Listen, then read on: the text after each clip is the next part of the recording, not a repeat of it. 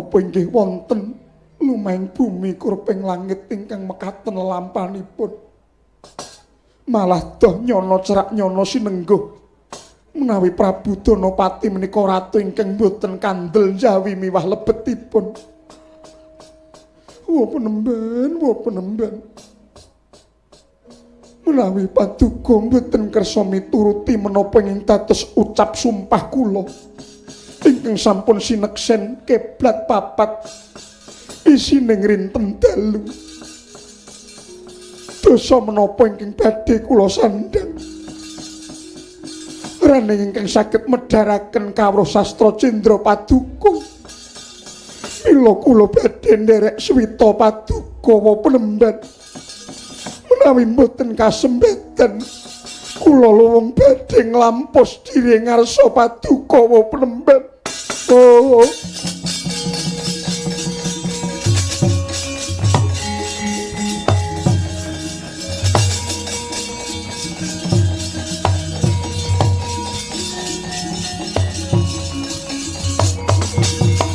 Kunti mangkara kingken ler manguswa kang layon danyo ilang manise wadananira layu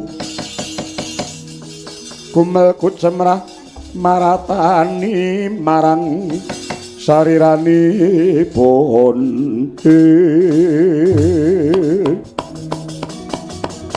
oh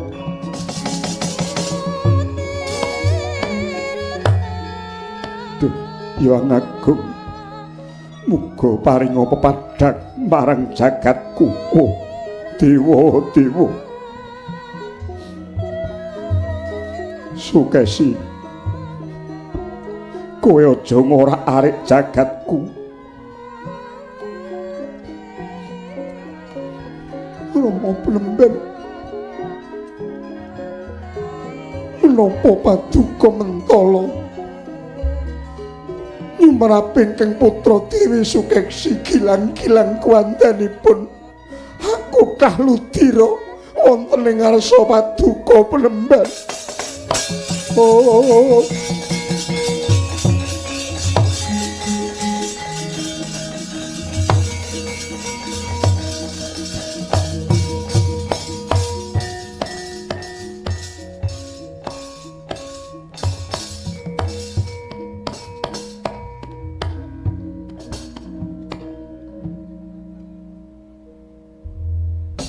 Iren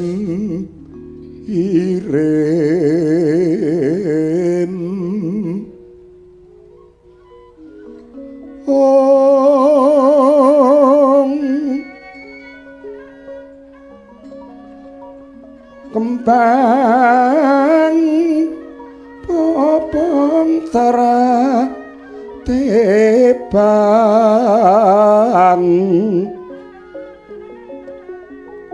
rerayungan long melengkung angkung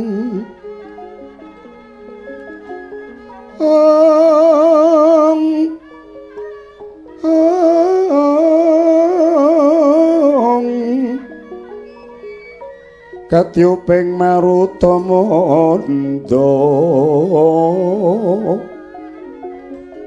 manggut-manggut asri yen tinulu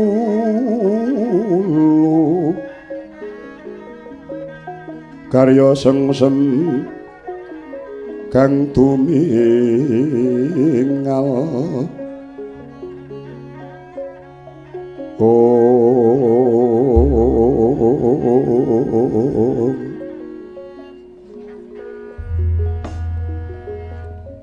kembang kancor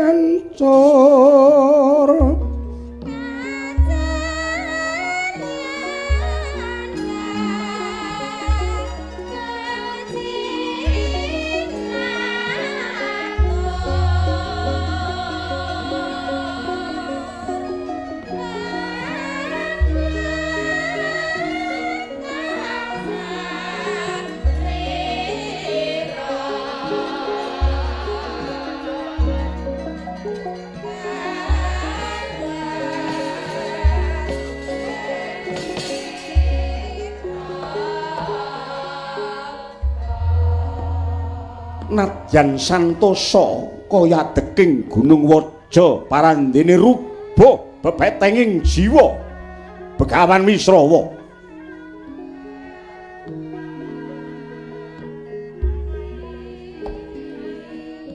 Dewi Sukesi ambruk ing pepangkoning sang Penemban. Kaleweran Ponang Waspa parandening mangke katon mencorong guayane nganti bangkit amimbuhi sulistyaning warna. Ukel-ukarik cemeng panjang sumampering pamidangan.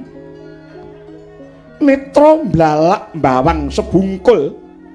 Wadana ngaras padaning Sang Wisrawa kedhep tesmak Sang Wiku. Amulat saliraning Sang Dewi saya dangu sumunar cahyane. Nganti wahayeng pambudi kedhep tesmak pamandenge sinartan anyawang guwaya karo ngulu idu.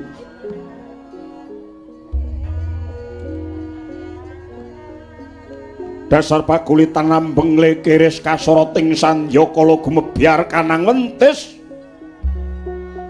danguning dangu katetangi hartaning asmara Begawan Wisrawa ingkang jati-jatine Sang Penemban Wisrawa wis kapandhuk beda ring asmara.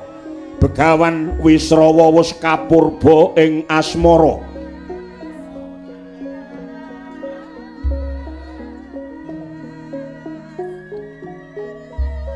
Sigra mancing tilam sari nenggih sang kekalih.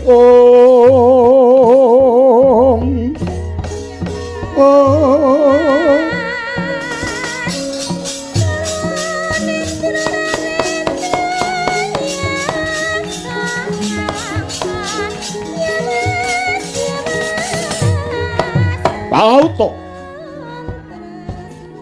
ngibarat bermara ingkang ngisep madbuning kembang. Brengeng swaranira arum sang bermara ya sang kombang.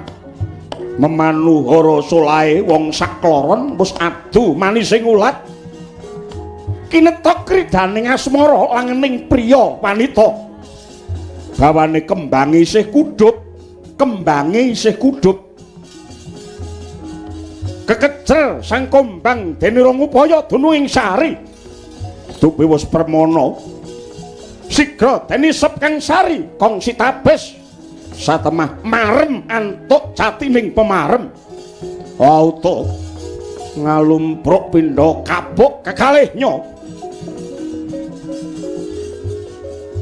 Sare kepati Iwang Surya marbaba ing jagat wetan minangka tandha dumadining lelakon. Begawan Wisrawa dupi mulat sang Dewi Sare semanding. Kejot indriya keter salira rumangsa nandhang baba duraka.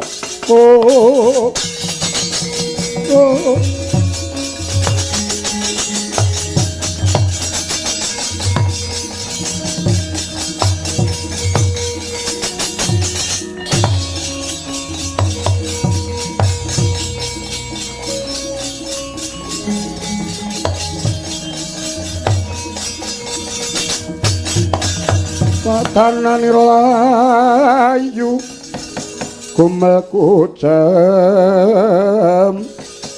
rahnya maratani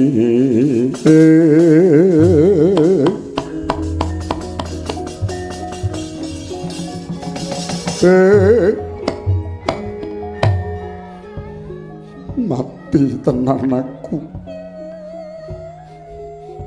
aku Kakang Semar. Bendang mati aku patenono wae ya Kakang. Keriyen. Lara men digolek-golekke tamba kek wong urip meger-meger kan mejahi. Mula sekawit nalika budal kula kandha napa kalih sampeyan. Ndika niku wong tuwek nek sampeyan gugu cape wong elek kaya Semar niki padhang dalan sampeyan. Ning sakniki pun kaya ngeten. Dadine bubrah langkrah. Gula batu wedange jahe calon mantu digaglak dhewe.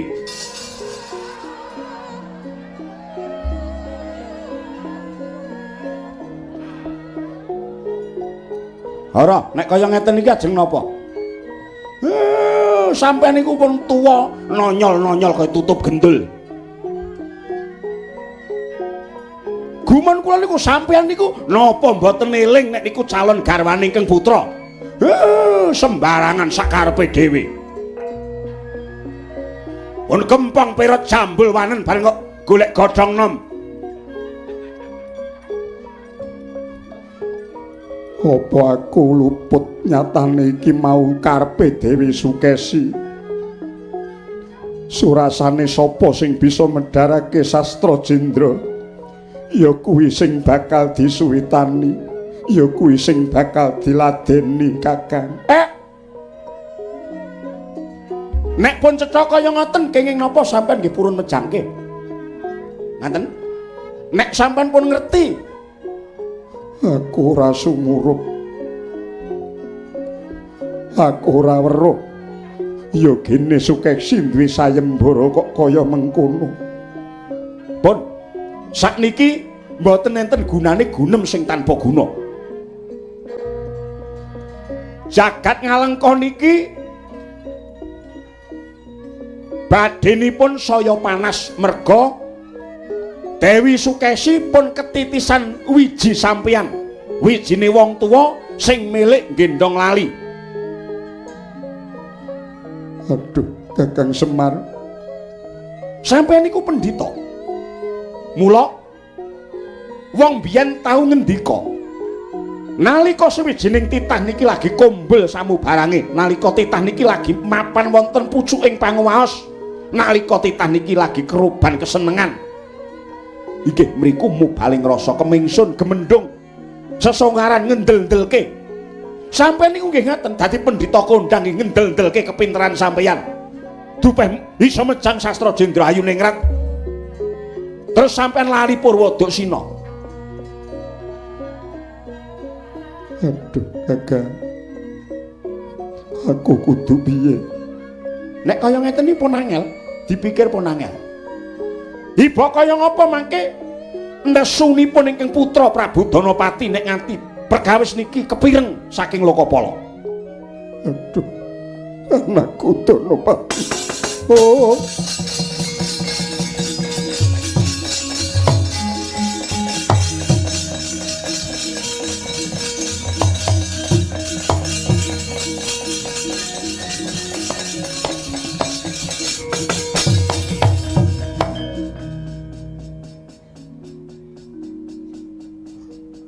aku kudu piye? Ngeten nggih. Sampeyan wong tuwek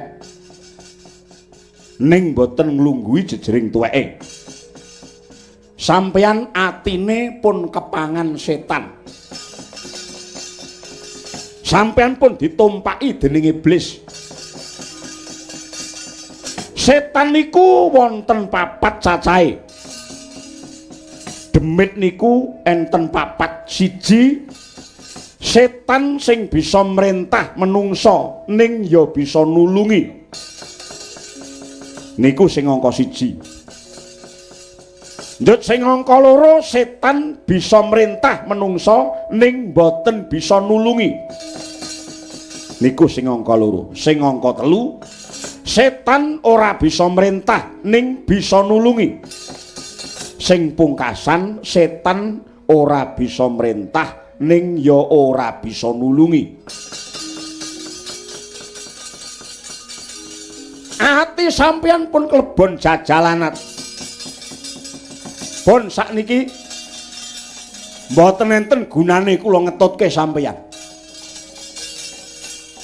Bumi sing mangidak, sing mangtetesi wiji sampeyan sing mboten genah niki bakal mbabar kadurakan.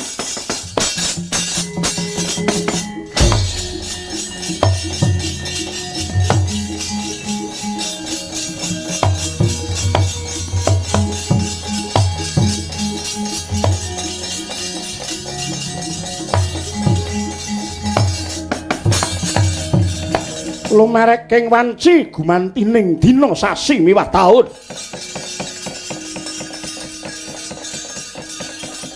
Kandhutaning Dewi Sukesi saya manjuluk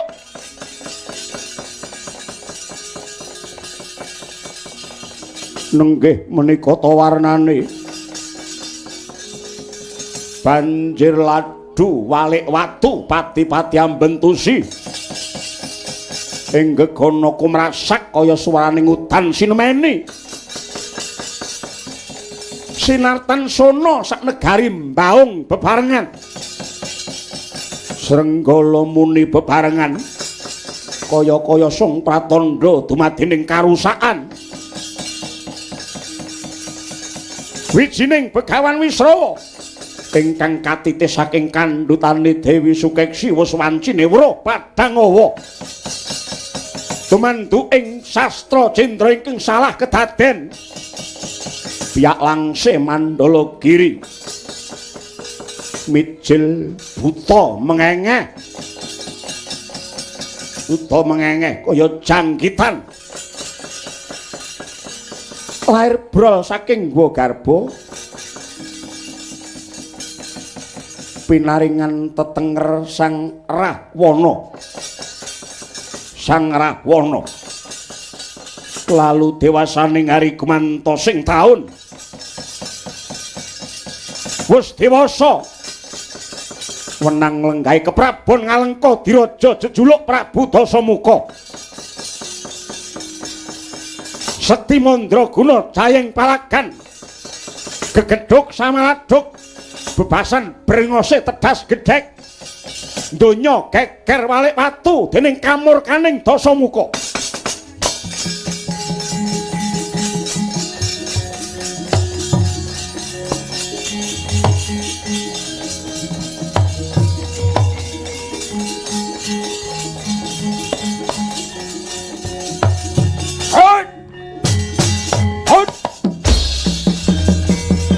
Yeay!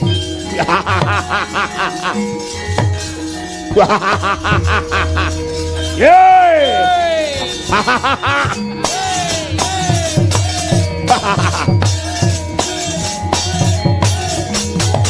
Wah! Wah!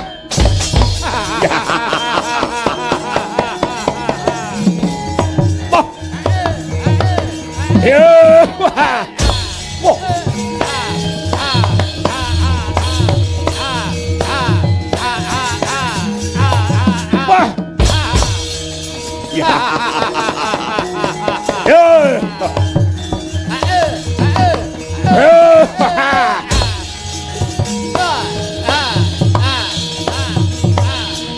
Wah!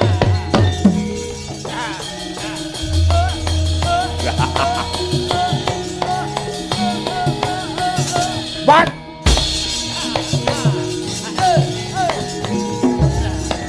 Ah!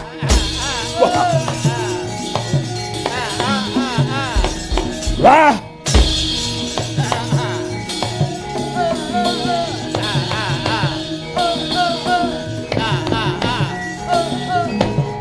Oh!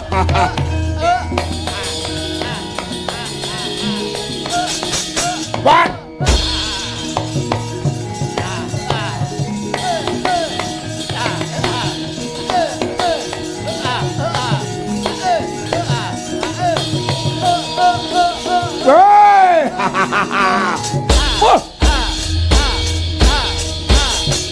Wah! Wah!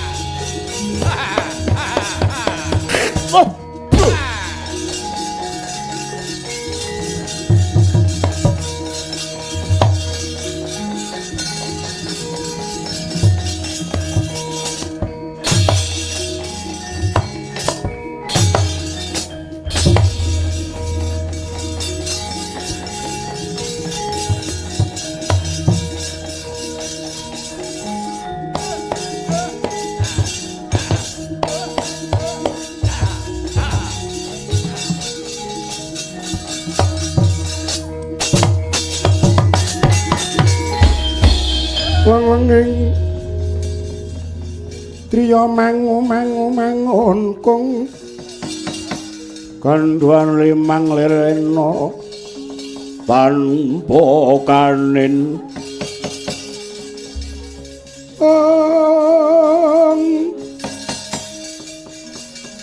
yen tan tulus mengku sang Hyang Utama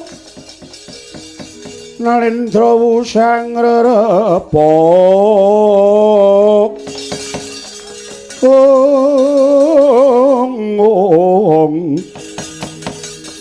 Narendra sang rerepa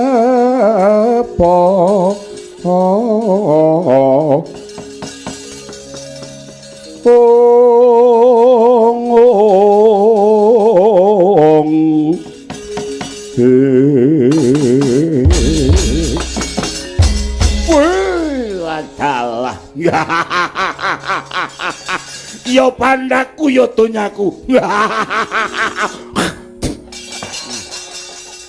asu ngantek mak telepok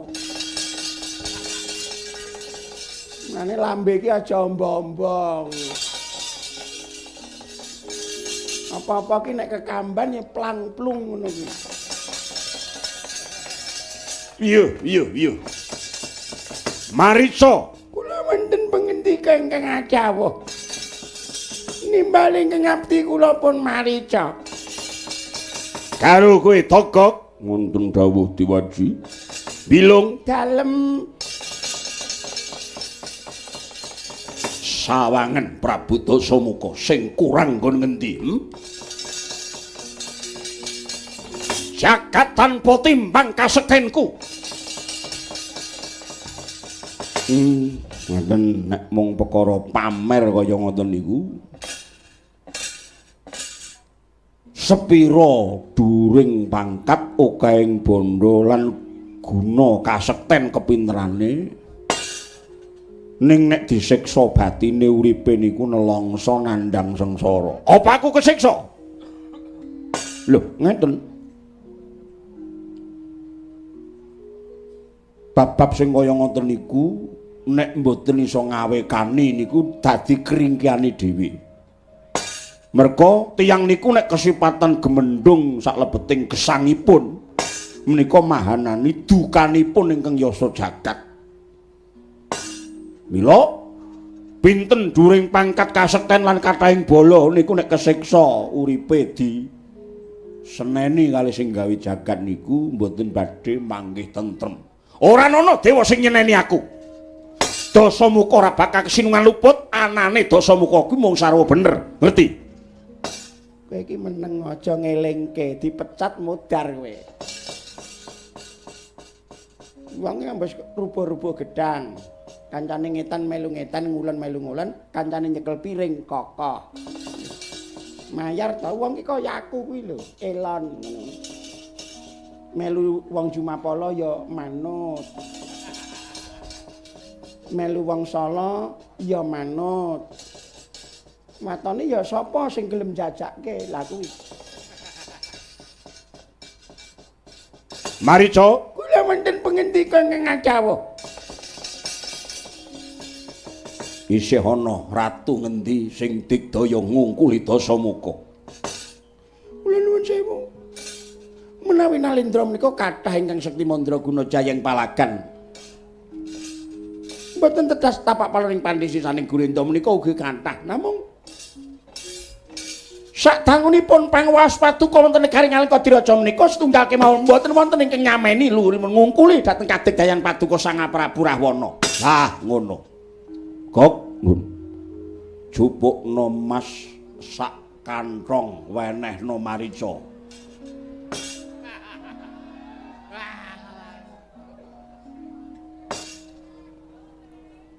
Jupukna Mas sak kanthong wenehna Marica. Nggih. Kowe kula kake.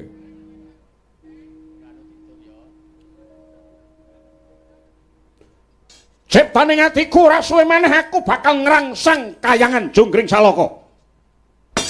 nek mung Dasamuka ngalahke ratu sing wujude menungsa wae tinemu lumrah. Ning nek aku iso ngalahke dewa kuwi lagi pengpengan jaduk samaladuk sak donya. Saya elek niki. Ngeten nggih. Aja kula maju nek niki. Dewa niku najan kenek lara ning luput pati. Sebabe? Lho. Dewa niku pengawake cahya, ngoten. Dewa pengawak cahya, dasare dewa niku pun ngombe tirta amerta.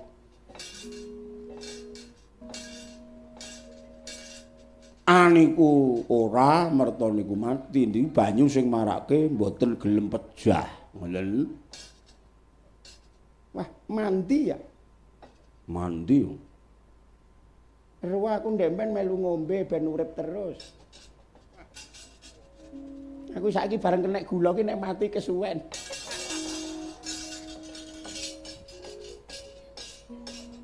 Ora urip-urip e.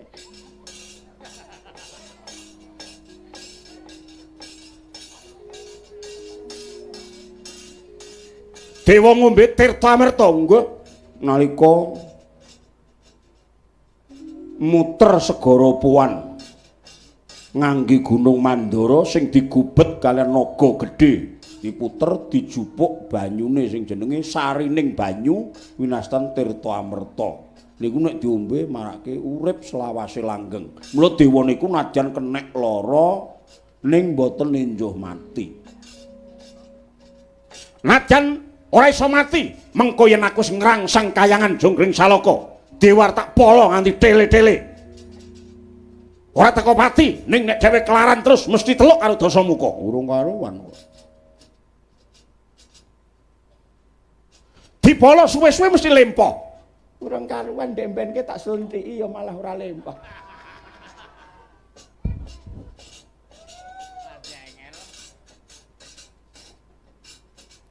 Nemang nuwun sewu sinuwun. Piye, Cok?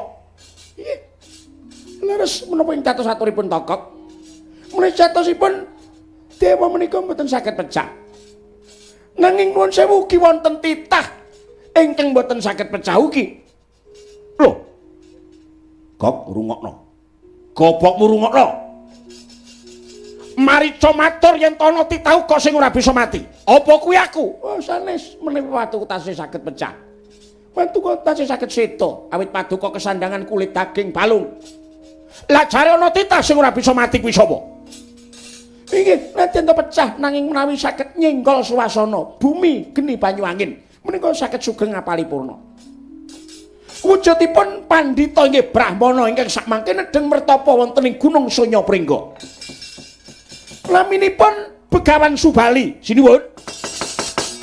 Sagyatri sang kapirangu rinangkul kinempet-kempet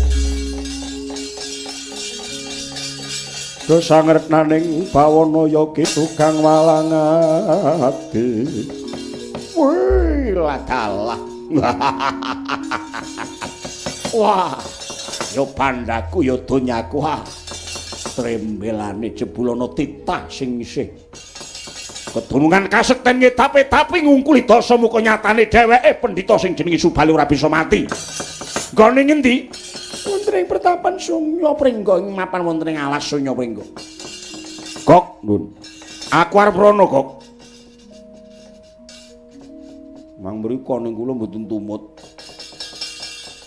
Kok ora melu? Mboten.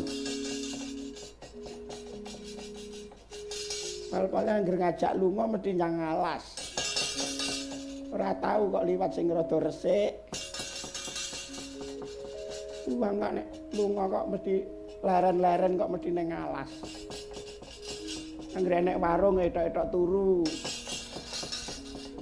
Anggere tekan ngalas, ayo damedun nguyuh, nguyuh.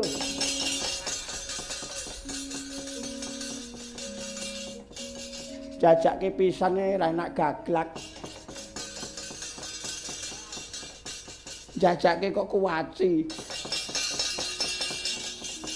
tewas bengoren lambene ora wareg. Aku bakal munggah Gunung Senyopringgo. Nggih, monggo. Marica, Nun wonten penginting ngadhawuh. kowe wis menehi katrangan kang gumathok kang kaya mengkono, tak undhake pangkatmu, tak wenehi blanja sing gedhe. Inggih. Nyo, tampanono. Aduh. Ngaturaken kenging panuning tanpa upami piye. Aduh. Kenging kangge seneng-seneng kawan dasa dina kawan dasa dalu. Iya. Tasih kirang. Kurang apa?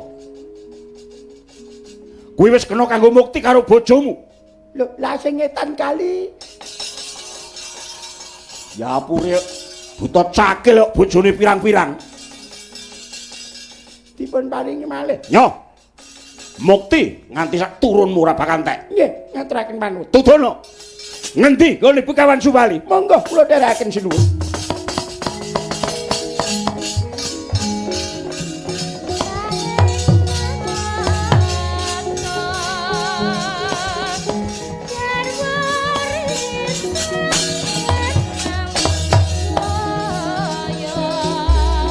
Mremang sop nari meng kalbu. Oh.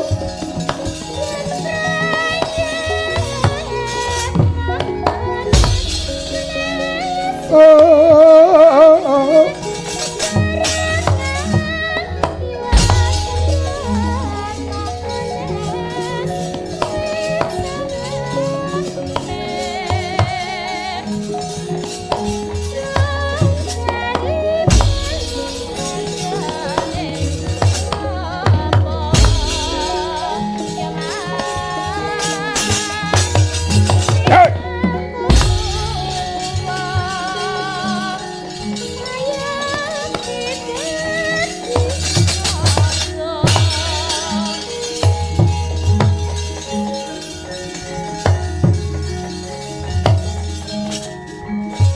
Oh.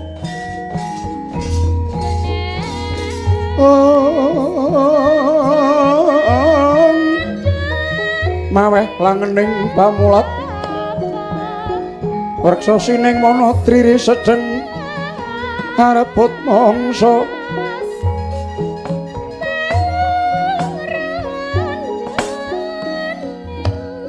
Wanagong liwang-liwung rengket singup punang kekayon kaya tatan kena tinrabas sunaring srengenge labet keteling gegodhongan ingkang ana muhung pangakaing taksaka melet-melet jaleng goteng hanyirundul kidang menjangan sangsam miwah gegremet ingkang mawa wisa wana sunya pringga wastane gawat kaliwat wingit kepati-pati suprandining kono ana sang mertapa titaing dewa ingkang awujud rewanda ya wanara ya pragosa ing uniat majaning brahmana ing Agrastina nenggih menika nyapa parep sang Begawan Subali aja dupeh wujud rewanda parandene kasektening gegirisi tinatah mendat jinara menter sinuduk putung tinumbak bengkung labet wenang gaduh kang aji panca sunya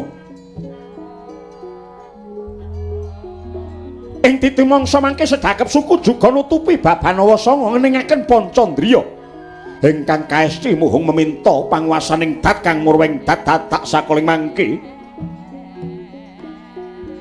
dereng purna nggenira mangun brata semedi ana ingkang lumayang ing gegana ngungkuli pacrabaan sakninggiling Begawan Subali kena daya pangaribawa dawah plak kapidara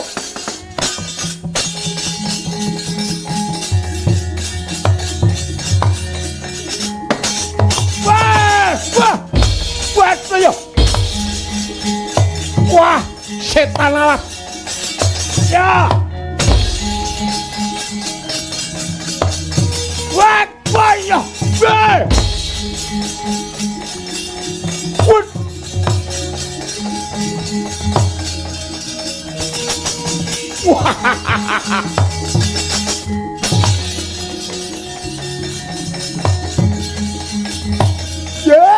ladala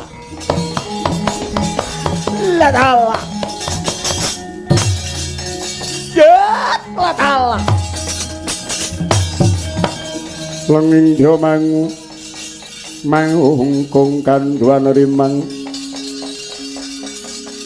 leleno tanpa kanin piyo wah topat wah trayoli nantang dudu karepe dhewe marica nun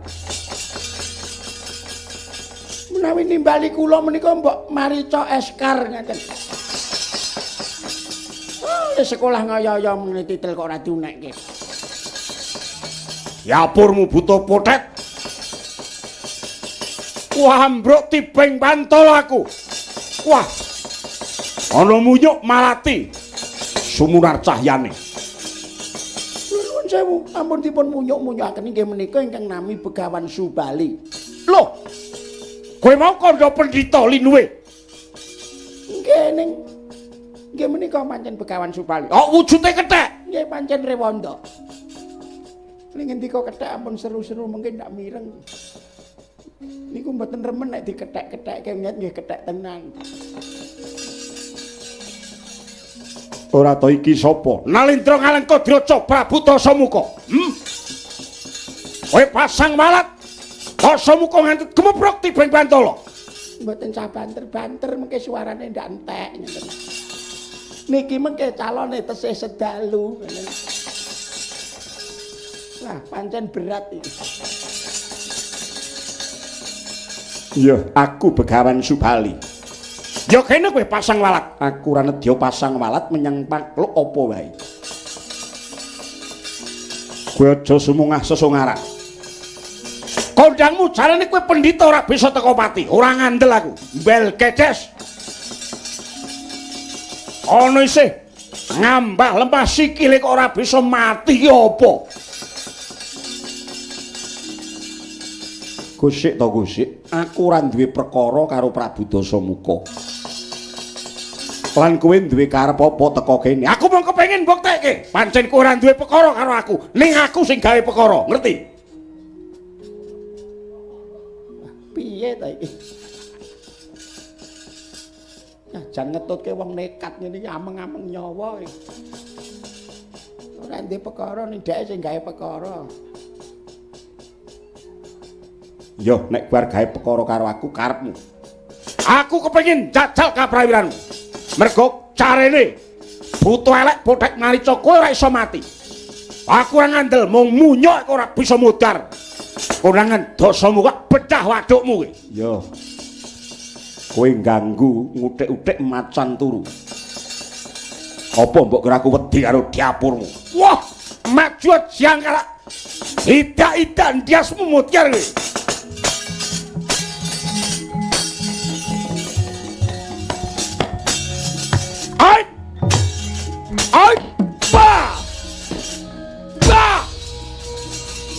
Apa ya?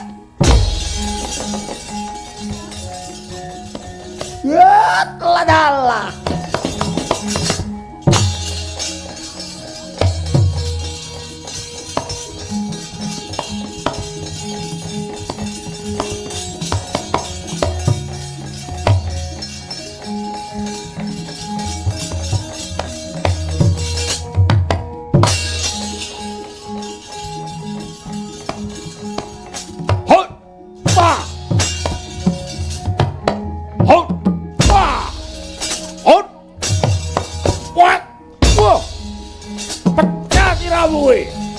Ayo. On. Wah. Motor we. Ya.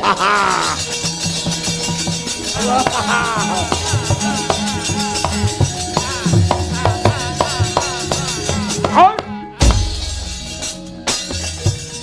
La tala. La tala.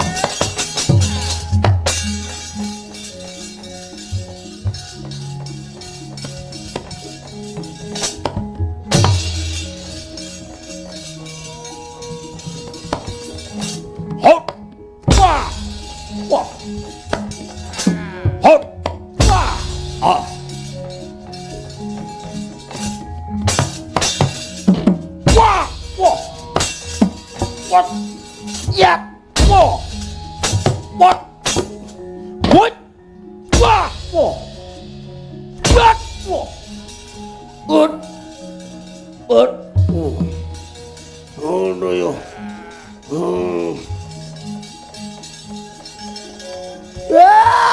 Lah cangkeme. Oh no yo.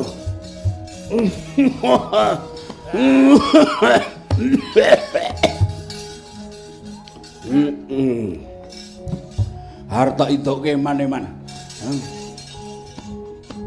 Pak Ulu nggo ndak ngelih.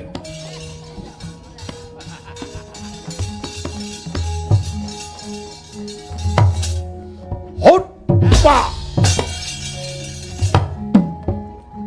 Wah. Wah.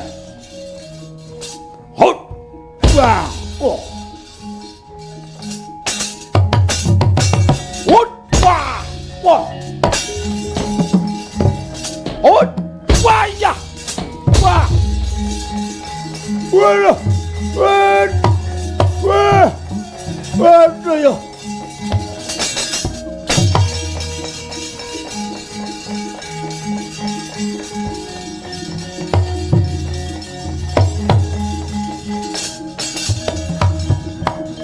Dosamu kok dijarak, Jarak kok dosamu kok pedhot kulumu kowe. Hai.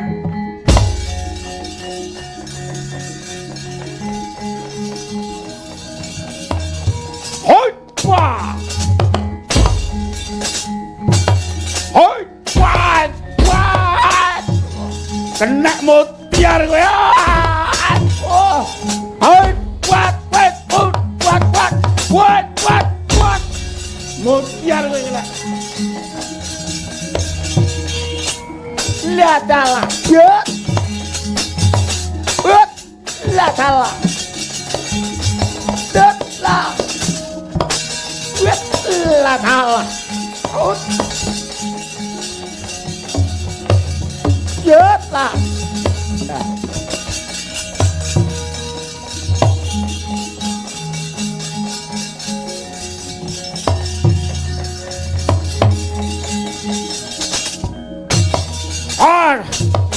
Hutak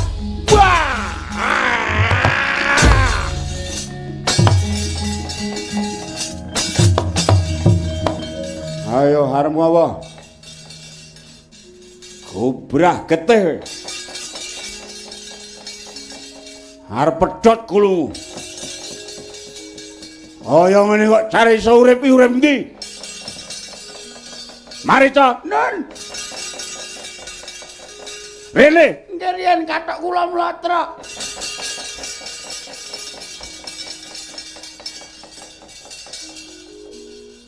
Mati we. Kowe urung tak tamani pedhangku iki. Kiai Tundung. Tundung apa-apa?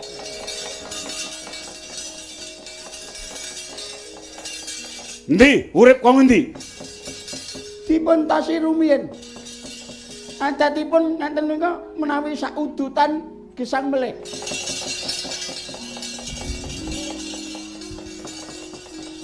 Pun pintase kudu sabar. Mengke anggere pun gringging-gringging lah wiwiti melih. Pintase riyen kalih maca-maca.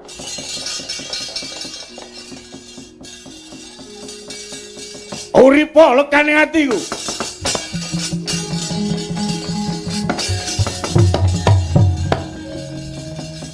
Wis kono karepmu. Urip apa remuk karepmu. Kasiliring Prabancana. Kahayaning Pancasuna bumi. Greka kaya ginuka. Ayo anggep apa kowe? Lho.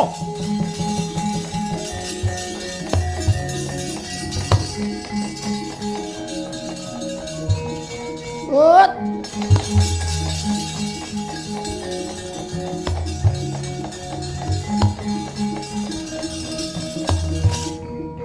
Wah! Wah! Wah! Wah!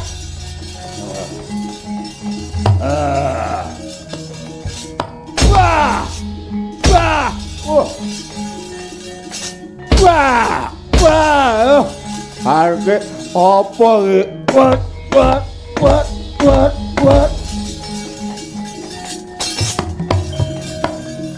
Lebur dadi bubur. Dadi cenang kowe. Ayo. Wis pating cruwil kaya ngono. Nek arep urip po. Aja mlayu kowe. Aduh ya.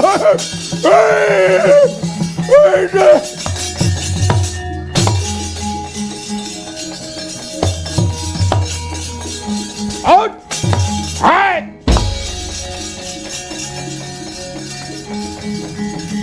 Out! Wah! Wah! Wah! Out! Wah! Ya! Wah! Wah! Wah! Wah! Waduh, madaku. Waduh.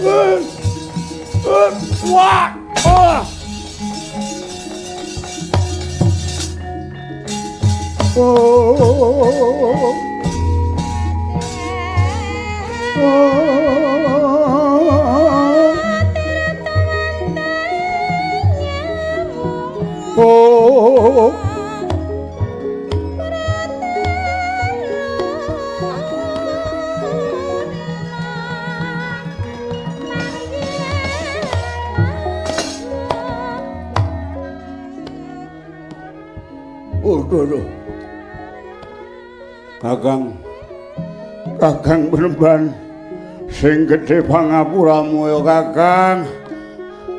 Aku paring ana sepuro.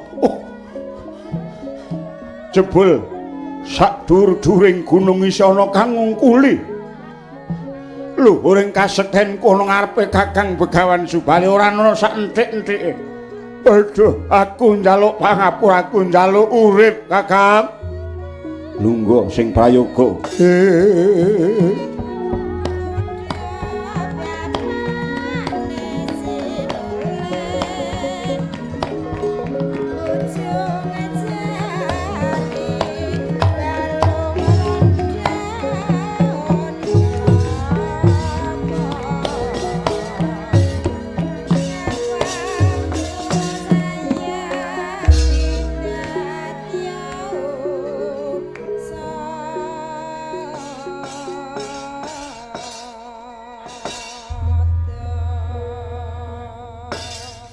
Dasamuka ana dawuh mapa Kakang Benemban? Kowe wis rumangsa teluk lan kowe ngakoni Begawan Subali. Iya. Wah, donya iki tanpa timbang. Wah, rumangsa kono Ngalengka Diraja aku wis kemaki, wis gembelo sirahku nang jebul. Lajan sipating Rewanda ingkang duweni kawegikan kawruh kang nganti kaya mengkono luhure. Tak sawang saka mata batinku Kakang Benemban Subali ing pantes dadi guruku. Kakang, aku njaluk pangapura. Aku pasrah bungkukan ana ngersaning Kakang Benemban Subali. Ning opaku cukup percaya yen to Dasamuka nggonmu ngakoni marang Begawan Subali lair terus sing batin. Wah, bedelen jajaku. Bedelen jajaku.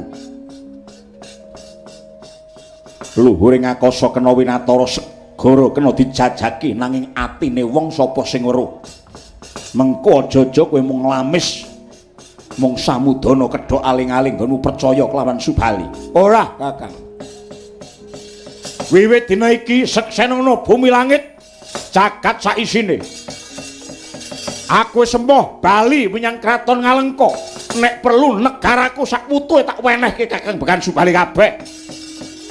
Patone aku bisa necep purwita kawruhe Kakang Begawan Subali. Kondange kowe kagungan aji panca sunya. Ora lega rasane atiku yen aku durung bisa necep kawruhmu kongsi tuntas Kakang Benemban. Pati uripku sak putuhe tak pasrahke marang Benemban Subali.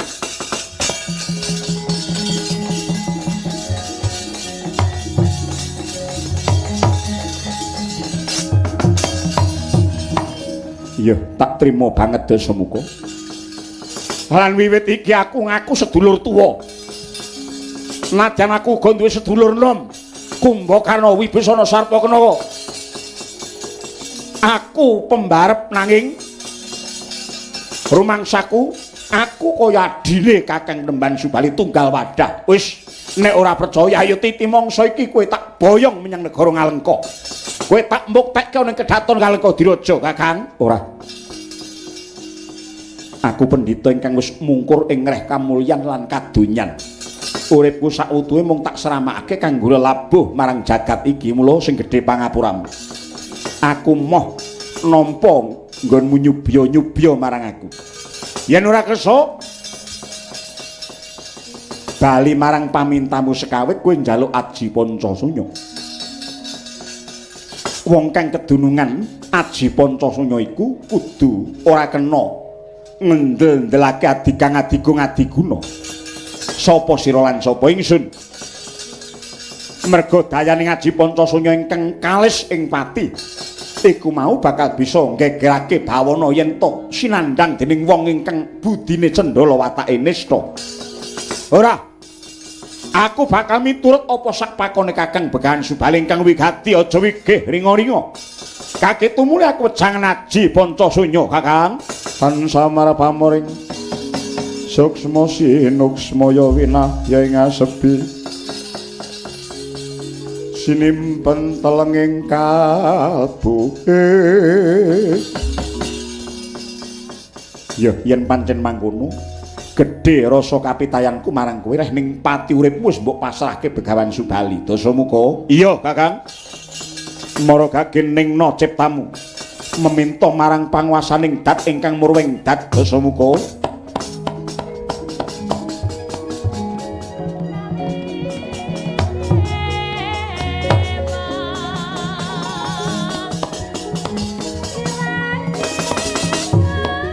Kocap kacarita nalika semana kaya wis wijang trewaca Begawan Subali nampi panyuning Sang Dasamuka kawusa sigra murwani sedakep suku juga nutupi Babanawa Sanga makaten ugi Sang Dasawadana linantik manjing madyan ingkang Bajra Hirawana ingkang ngalingi wis kaliling wenganing rasa jati tumlawung keksi sagung jagat nglangut tanpa tepi ingkang den karsakake sangundha dayaning Aji Pancasunya. Panca tegese lima sunya sepi ya suwung druning suwung sejatine ana. Katik dayaning ingkang ngedap-edapi kalis ing pati. Lamun ta maksih nyinggol bumi. Maksih kena dayaning angin, geni, banyu, miwah swasana. Yetine kabeh iku ingkang anguripi jagating manungsa. Ana daya getring kang mijil saking angganing Begawan Subali. Nenggih dayaning Pancasunya manjan momring Sang Dasamuka.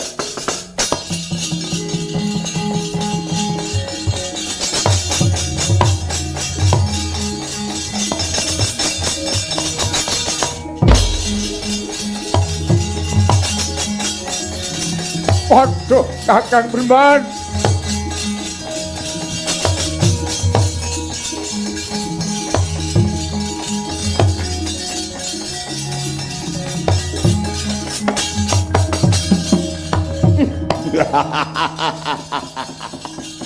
Wah, rumangsa trontong-trontong pepadang ana ing anggaku. Kuwi dayaning Pancasuna wis manunggal kelawan sira Dasamuka. Iya. Wah, banjur leliru apa ingin bakal aturake Kakang Begawan mongko nyatane kowe wis emoh marang kamulyan. Aku pengen ora dadi ratu wae yen to Kakang Begawan Subali kersa dadi ratu nang Ngalengka. Aku wis kandha bola-bali, aku wis wisuh saka kadonyan. Kowe bali menyang prajamu, mung wae teteping pangestimu aja nganti lali marang melingku. Gunakna kanggo memayu hayuning jagat, aja nganti mbok gunakake kanggo adigang adigung adiguna apa dene sesongaran. Yo, Kakang Begawan tak trima lan tak eling-eling apa ingkang dadi dawuh Kakang Begawan Subali. Lilana aku njaluk pamit ya Kakang, mung pangestumu wae kang tak suwun. lan kala-kala Kakang Penemban Subali rawuh kaya Kedaton Ngalengka. Iya Dasamuka. Muga-muga ingkang sedya hayu manggi ora hayu.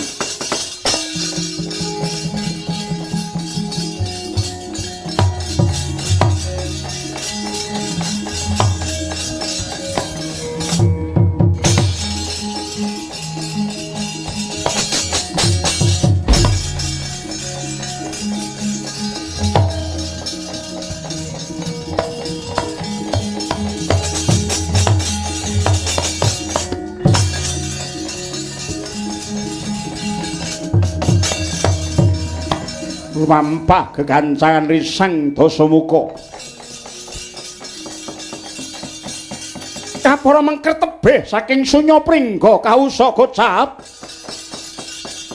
ingkang mapananing Kedaton Ngalengka wis watra lama lenggah nyosang Dasawadana nganti kaya gajah meta solahe.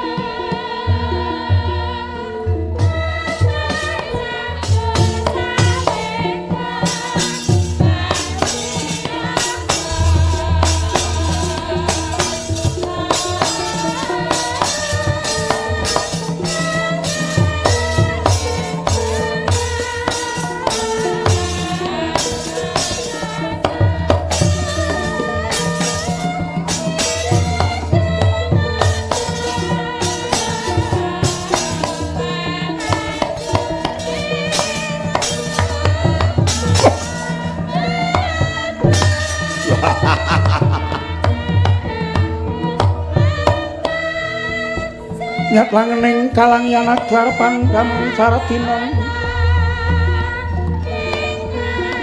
lerga konang surem haratetan padang kasor lan pacaring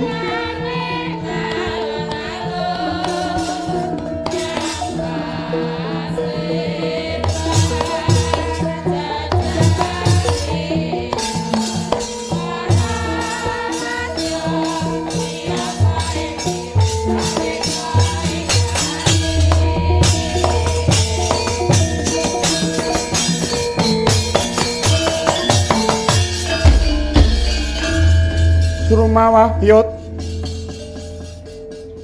Sang Yaksindragara rupa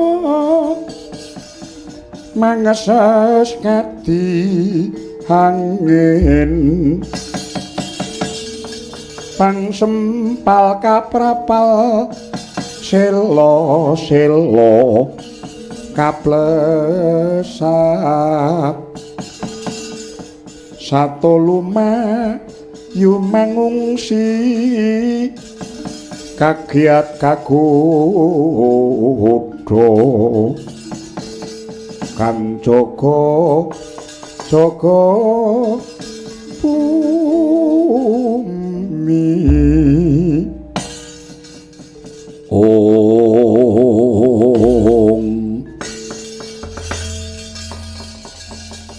Kumbakarna ana dawuh mopo Kakang?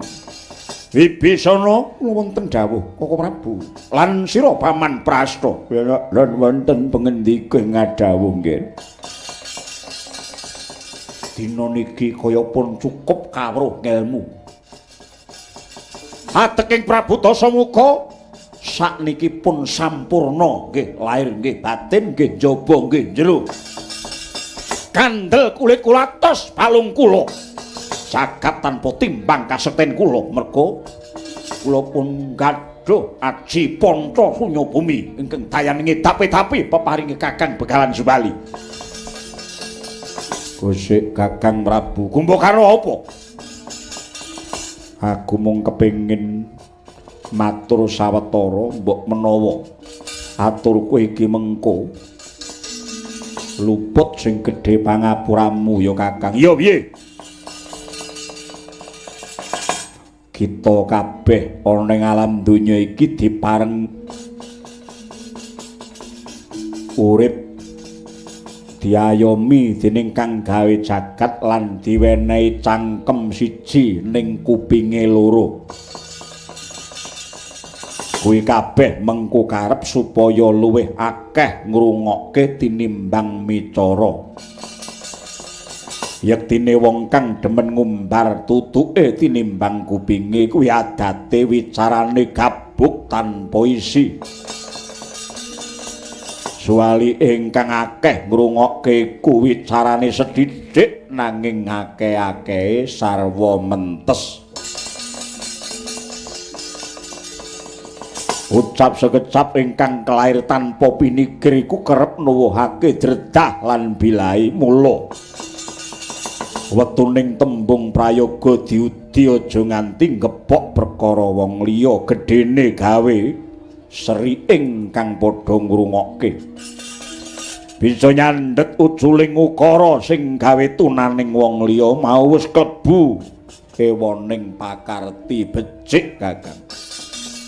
Klebu aja nganti ambek sumungah sesungaran. Nadyan to duweni kasekten ingkang edap-edapi nanging tumanjaning kasekten kuwi arep nggo apa?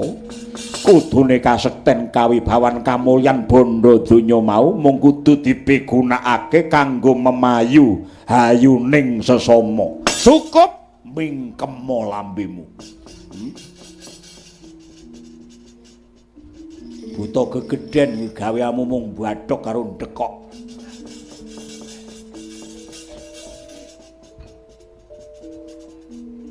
Rahayune najan wujudmu buta nanging isih ketok kebagusamu.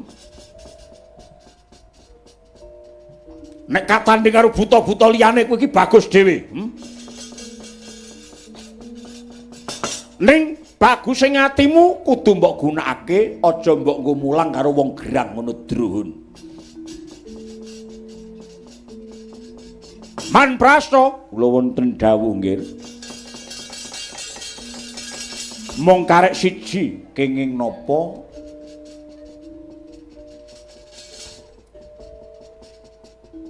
semune dulur kula Ratu Lokapala Kakang Danapati niku kok rada jubriya dhateng adeking negara Ngalengka.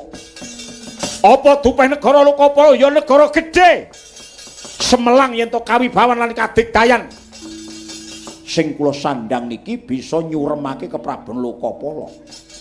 Waduh, mboten wonten ceceking raos ingkang raka anggir Danapati menawi badhe damel kawontenan ingkang kirang prayogi kinten kula mboten wonten nggih.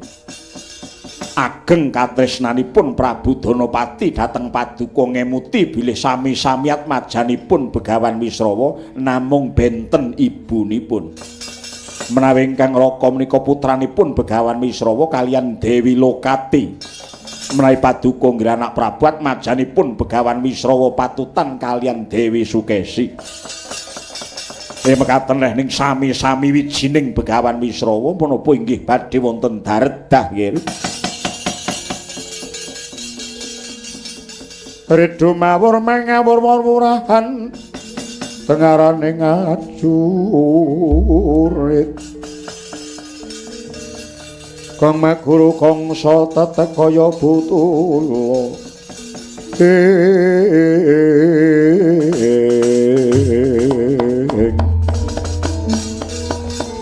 Ora pancriteng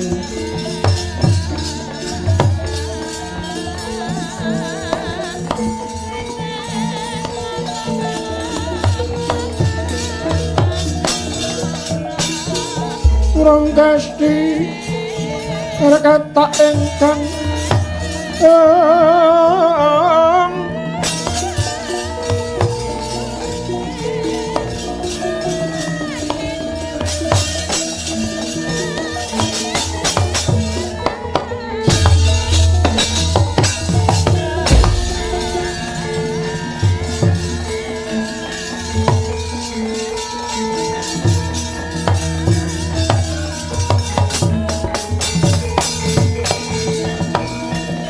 nyatlangening kalangyan aklar pandamun saratina lerke kunang surem sorotetan padang kasolan pacaring sapa iki buta munggah tinggil kowe dudu buta ngalengka Iya, sanes. Kula raseksa saking Lokapala nami kula Dityaga Muka. apa kowe karepmu dhewe dikongkon Kakang Danapati Iya, lepat Yagung pangaksama Paduka. Kula kadhawan ngaturaken Ponang Nawala kunjuk Paduka sinuwun. lah rak tenan dulur ya tak nganggo layang-layangan barang apa karepe Kakang Danapati kene layangi Monggo kula aturi nampi sinuwun.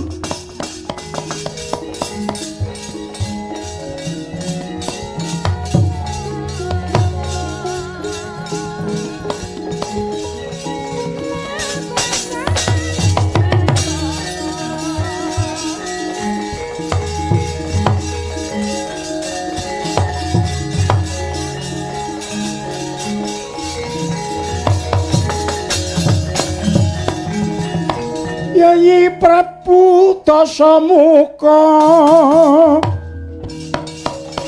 pun Kakang Sri Dana Pati Iya, Kakang Danapati. iya